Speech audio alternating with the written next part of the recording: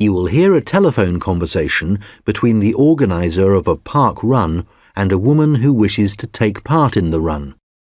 First, you have some time to look at questions 1 to 6.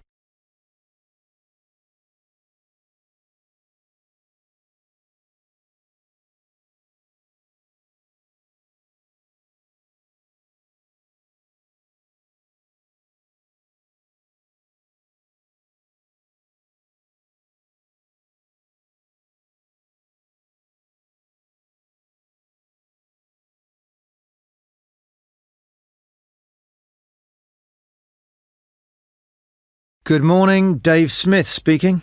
Hi, could I speak to the organiser of the Preston Park Run? Yes, that's me. Great. I was talking to some friends of mine about the run, and they suggested I contact you to get some more details. Sure. What would you like to know? Well, they said it takes place every Saturday. Is that right? Yes, it does.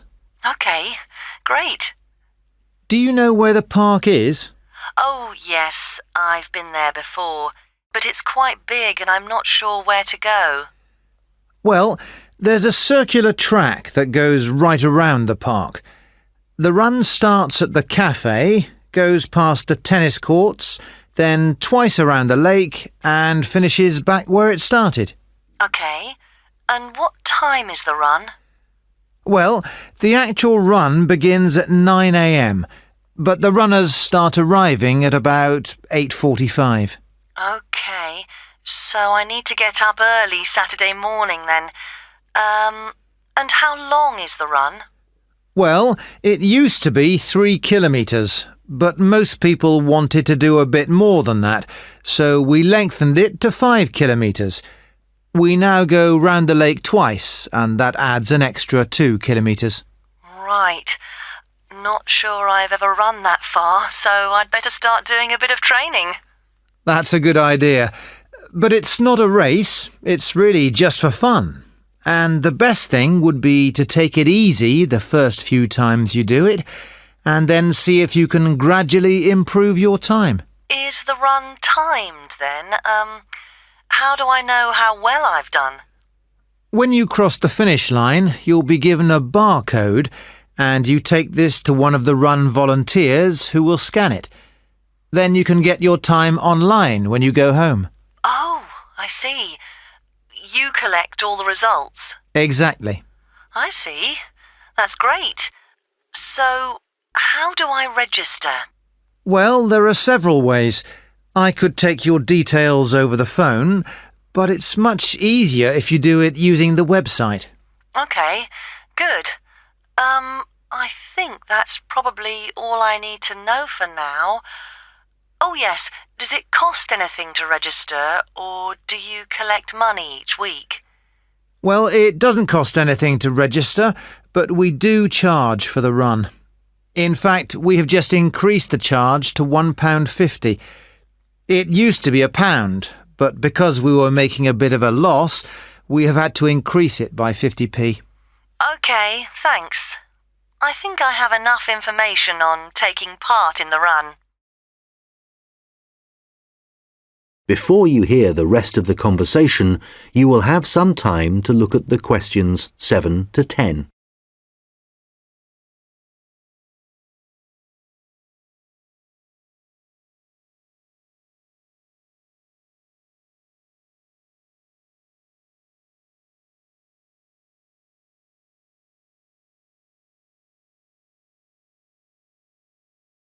Now listen and answer questions 7 to 10.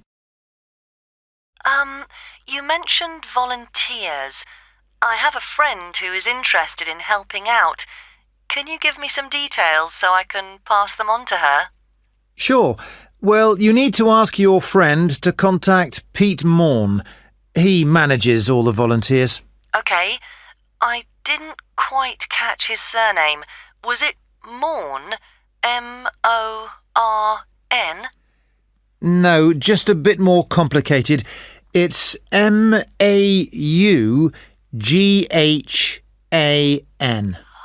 Right, thanks. And could you give me his phone number? Yes, just a moment. It's here somewhere. Let me just find it. Ah, I've two numbers for him. I think the one that begins 01273 is an old one. So use this one. It's 01444 73290. OK, got that. Can you tell me anything about the volunteering? Like what kind of activities it involves? Sure. Well, we need volunteers for basic stuff like setting up the course. We have to do that before all the runners arrive. OK, so that's a really early start. Yes, that's right. But if your friend would prefer to arrive a bit later, she can also help with guiding the runners so they don't go the wrong way. I see. I believe you do a report on some of the races. Yes, that's right. In fact, we do a weekly report on each race, and we always try to illustrate it. OK. Well, my friend really likes taking photographs. She's just bought a new camera. Actually, that would be great. I don't know whether Pete has anyone to take photographs this week. Oh, I'll let her know. OK, good. Could you ask your friend to phone Pete and let him know? Yes, I will. OK, thanks. Goodbye. Goodbye. That is the end of section 1. You now have half a minute to check your answers.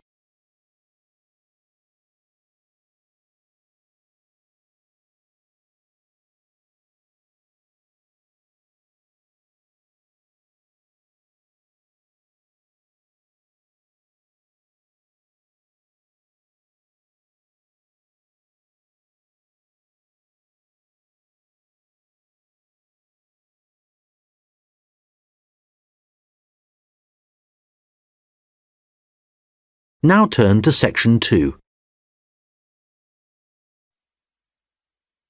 Section 2. You will hear a guide talking to a group of visitors to a farm. First, you have some time to look at questions 11 to 14.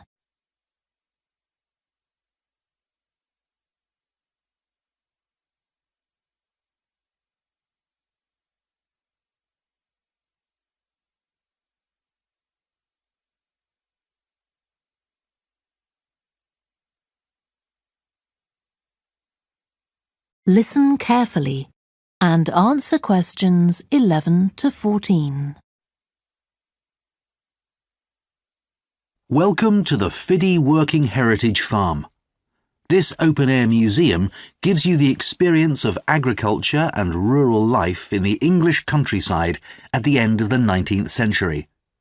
So you'll see a typical farm of that period, and like me, all the staff are dressed in clothes of that time. I must give you some advice and safety tips before we go any further. As it's a working farm, please don't frighten or injure the animals. We have a lot here, and many of them are breeds that are now quite rare. And do stay at a safe distance from the tools. Some of them have sharp points, which can be pretty dangerous, so please don't touch them. We don't want any accidents, do we? The ground is very uneven, and you might slip if you're wearing sandals, so I'm glad to see you're all wearing shoes. We always advise people to do that. Now, children of all ages are very welcome here, and usually even very young children love the ducks and lambs, so do bring them along next time you come. I don't think any of you have brought dogs with you, but in case you have, I'm afraid they'll have to stay in the car park unless they're guide dogs. I'm sure you'll understand that they could cause a lot of problems on a farm. Before you hear the rest of the talk, you have some time to look at questions 15 to 20.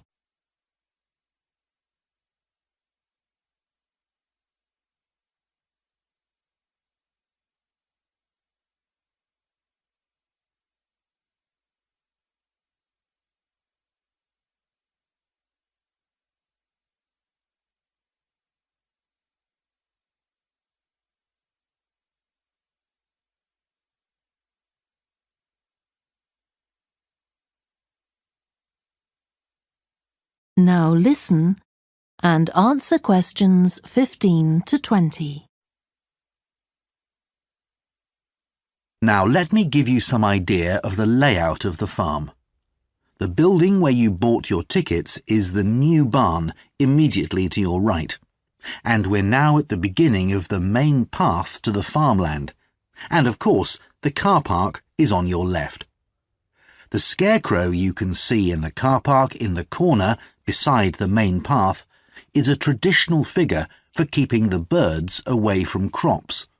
But our scarecrow is a permanent sculpture. It's taller than a human being, so you can see it from quite a distance. If you look ahead of you, you'll see a maze. It's opposite the new barn, beside the side path that branches off to the right, just over there. The maze is made out of hedges which are too tall for young children to see over them, but it's quite small, so you can't get lost in it. Now, can you see the bridge crossing the fish pool further up the main path? If you want to go to the cafe, go towards the bridge and turn right just before it. Walk along the side path and the cafe's on the first bend you come to. The building was originally the schoolhouse and it's well over 100 years old.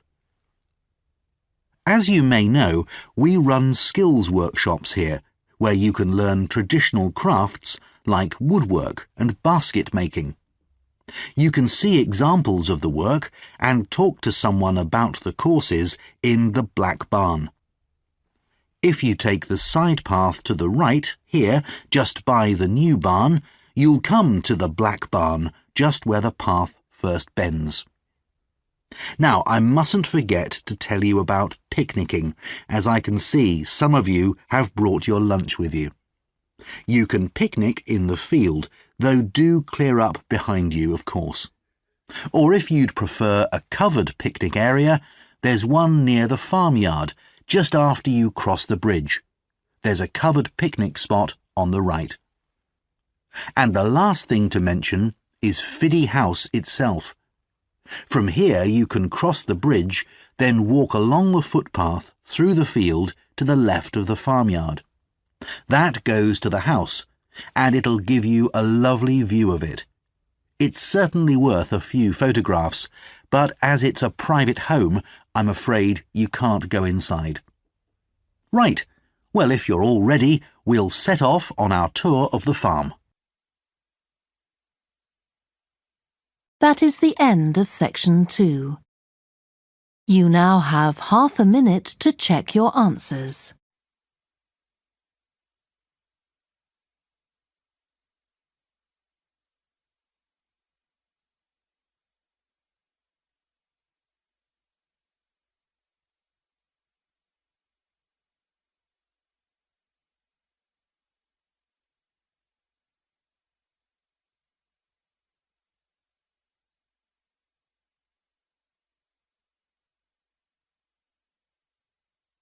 Section 3.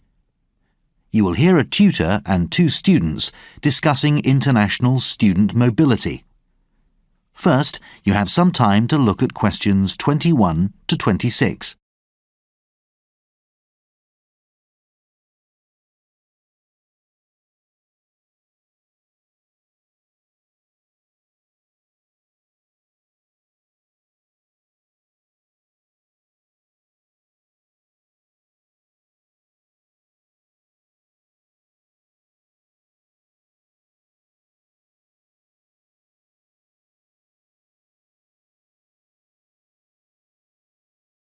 Now listen carefully and answer questions 21 to 26.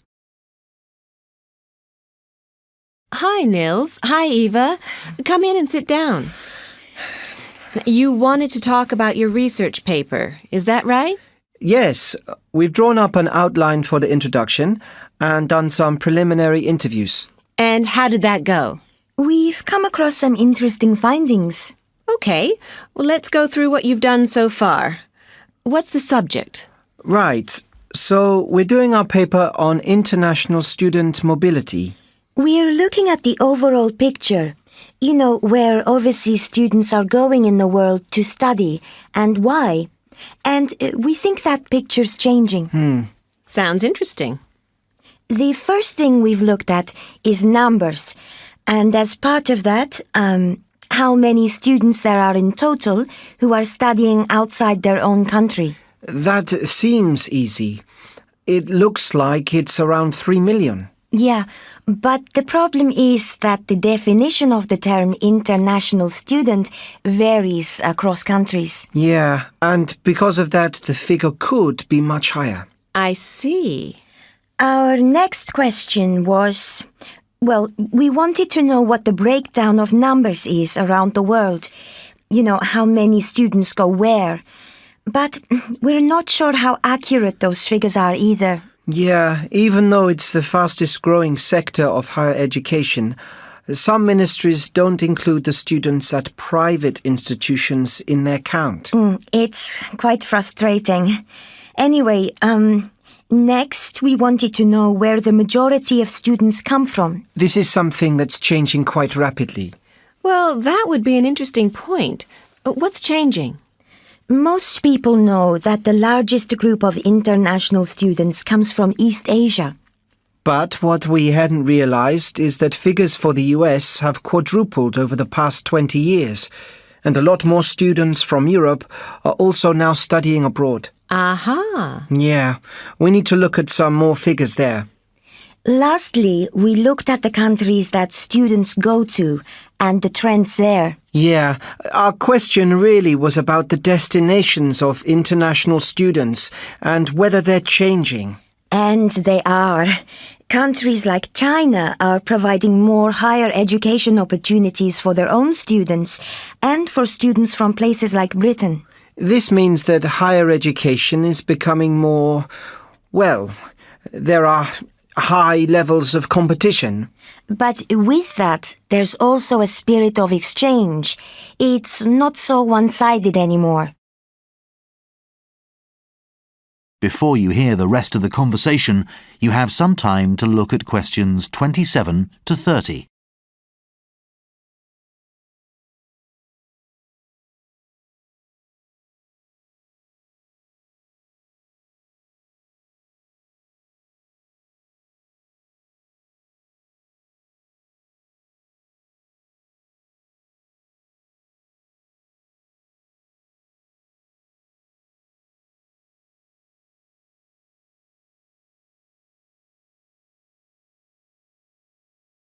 Now listen and answer questions 27 to 30.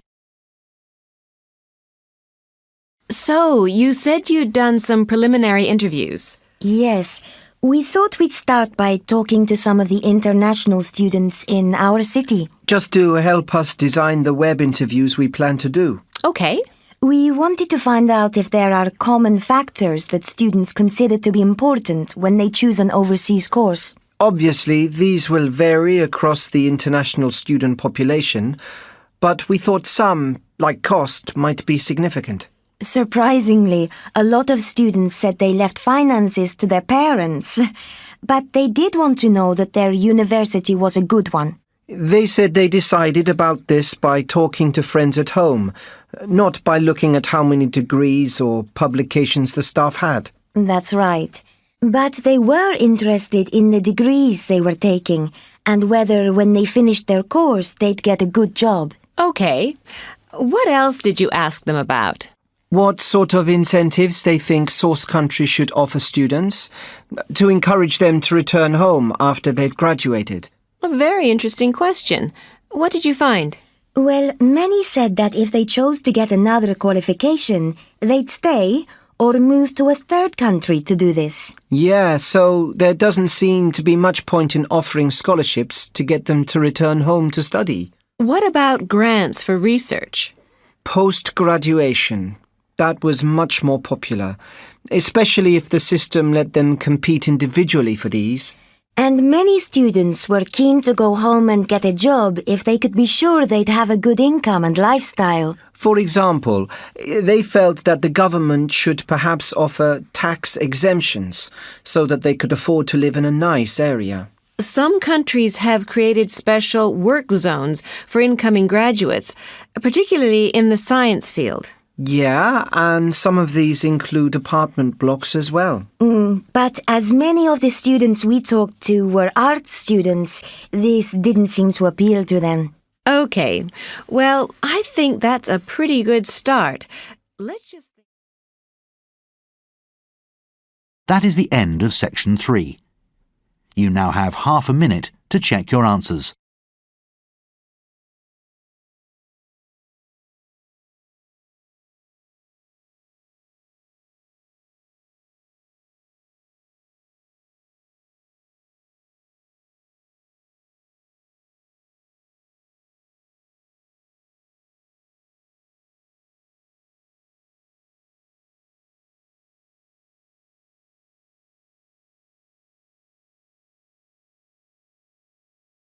Now turn to section 4. Section 4. You will hear part of a lecture about an experimental design for a house. First, you have some time to look at questions 31 to 40.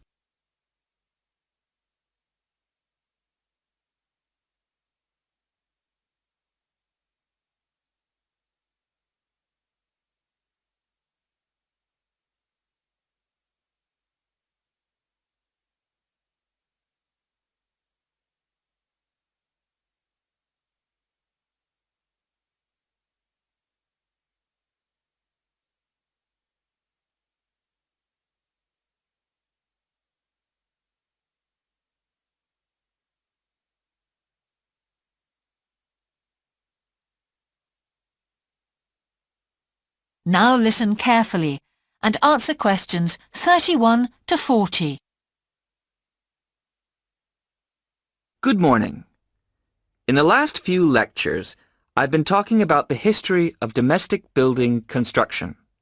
But today, I want to begin looking at some contemporary experimental designs for housing. So, I'm going to start with a house which is constructed more or less under the ground. And one of the interesting things about this project is that the owners, both professionals but not architects, wanted to be closely involved, so they decided to manage the project themselves. Their chief aim was to create somewhere that was as environmentally friendly as possible.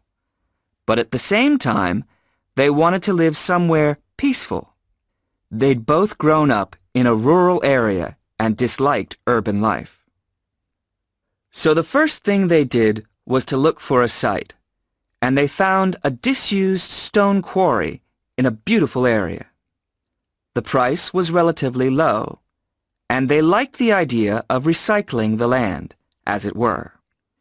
As it was, the quarry was an ugly blot on the landscape, and it wasn't productive any longer either. They consulted various architects and looked at a number of designs before finally deciding on one. As I've said, it was a design for a sort of underground house, and it was built into the earth itself, with 2 stories. The north, east, and west sides were set in the earth, and only the sloping south-facing side was exposed to the light. That was made of a double layer of very strong glass. There were also photovoltaic tiles fixed to the top and bottom of this sloping wall. These are tiles that are designed to store energy from the sun. And the walls had a layer of foam around them too to increase the insulation.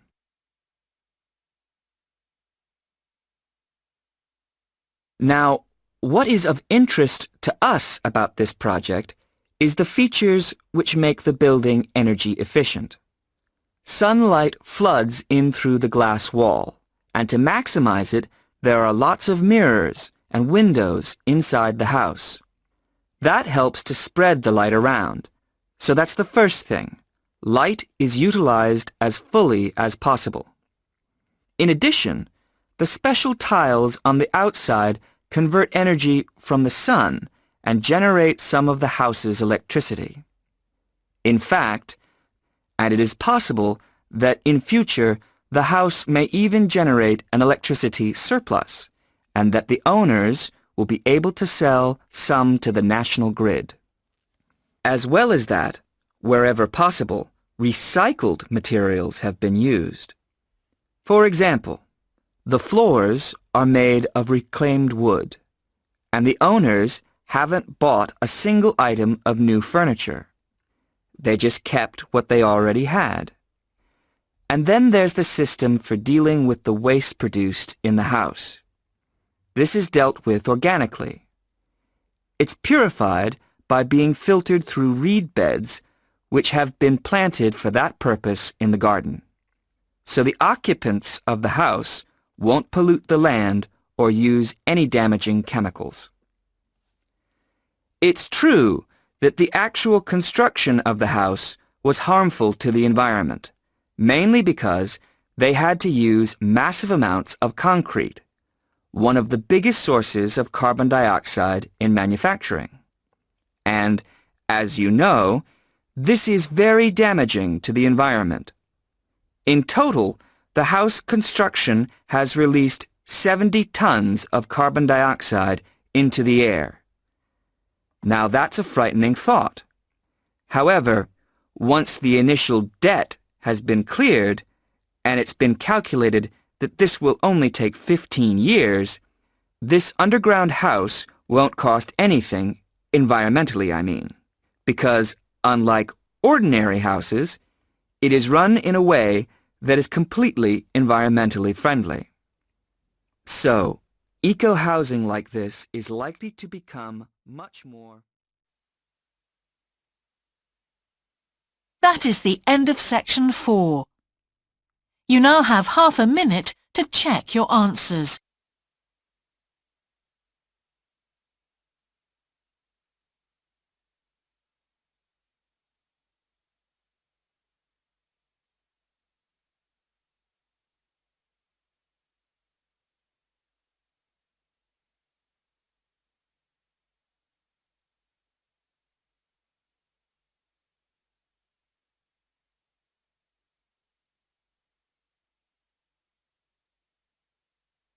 That is the end of the listening test.